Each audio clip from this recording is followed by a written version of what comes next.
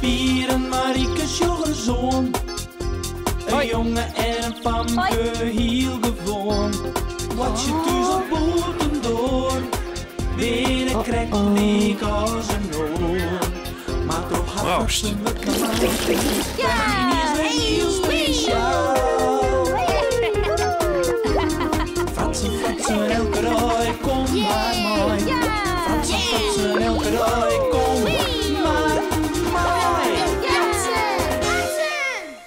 Lekkere Chinees. Bij Marieke thuis had ze Chinees eten. Maar ze koen het lang net op. Er wie vjesten te volle. Alles wat er oer is, zit nog in de plastic bakjes. Zo pakken we Chinees meijen? Ja, je wist wel, Vanke. Hij is sljocht op Chinees. Dan kan ik hem dit wel brengen. Alles wat doorbleur is. Oh, dat is leer van die Marieke. Dan rom je ik intussen alles op. Ik bel je Pier even of de meidje het. Goed? Ja, vanzelfs. Oh, misschien vertelt Paakje hem wel weer een spannend verhaal, die oude piraat. Het kan allemaal wel weer in de poeder van de Chinees. Je moet me wel vertellen. Maar sok lekker eten. Krek door Pier en Marieke maar de witte poeder vol lekkers aanzetten zullen. Jongens. Ropt Marieke haar mem haar waarom. Ze had nog zo'n poeder. Oh, nou jongens, wacht je even. Zo, wil je hem deze wel even in de afvalbak gooien? Hij stiet al bij de dik, want de Jiske wou die kind dadelijk komen. Oké, ja maar mij. Wie het lekker? Heerlijk. Maar ik knap haast. 2 poeden vol, jong. 4 volle. We gaan maar 1 leegmaken. Hast je het deksel even hiepen? De gitter. Hartstikke idee. Oh, dat toch Marieke wel heel hastig. En nou? Wie dat wel de koeienpoeder? Nee, paken. Ja! Het treft. Paken had nog net eten en hij is zo blij dat de band hem al dit lekkers brengen. Nou, wat een verrassing. Ik zou correct wat oude jerpeltjes bakken, maar dit is volle lekkerder. Je kan maar correct op het eten. Zal ik de tafel even dekken, paken? Waar laat het tafelkleed? Daar, onderin dat kostje. Zet er voor Jim ik maar een pipbaarden bij, Marieke. Jim kan er wel een hapje mee eten. Ja, lekker. Ik hoef het meer. Ik ben propzet. En doe dan, Pier. Was toch net wat, ha? Jawel, Jer. Ik mijn nog wel wat. Lekker. Mooi. 2 baarden, Marieke. En in de koelkast die het wil drinken. Dus zet er ik maar een pik glazen bij. Van je allebei. Jongen, daar hebben we samen een feestmeal. Waar hier dit tocht. Wij gaan het rondpakken. Het is nog warm, denk ik. Ik hoop je het. Zet de poeder maar op tafel. Rusje. Wat zou dit wezen?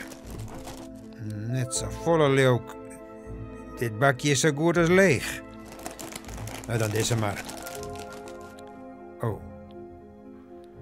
Oh, dit is oors net als dritse. Saus bedoel ik. En hier. Nog 1 stukje vlees. Zou dat hap hier? Nee. Dat ziet er net zo lekker maar uit.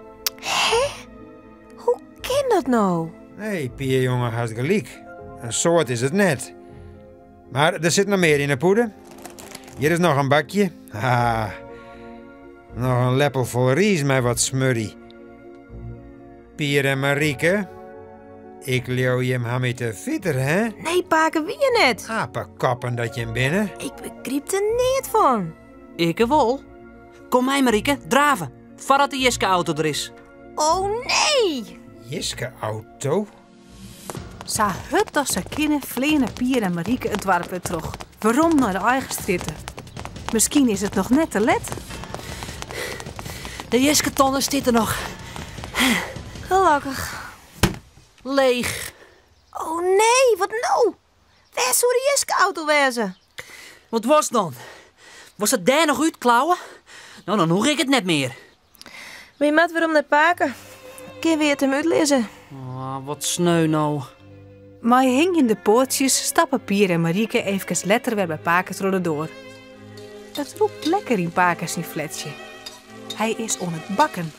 Ik dacht, Jim bakken mij een poets. Dan zal ik Jim ook wat bakken. Hier, gaan zitten, jongen. Krijg eens een lekker meeltje bakte jerpeltjes van mij. Mijn appelsmots. Wat zei je ervan? Lekker. Maar paken, het wiekje een krapje. Ja, gewoon stom west. De koeienpoeder had je in de jeskaton gegooid. En de verkeerde mijnaam. Wier? Sorry. Dat is me ik wat. Dat is een verhaal op hemzelf. Verhaal, paken? Ja, jongen. Je meid zie je eigen verhalen. Ik hoef je hem niet meer te vertellen. Dat is jokst voor. Ja. En nog maar lekker eten, Pier. Ja. Hoogste wie neert, Marieke? Nee. Nou ja. Als er aas nog wat oor is misschien.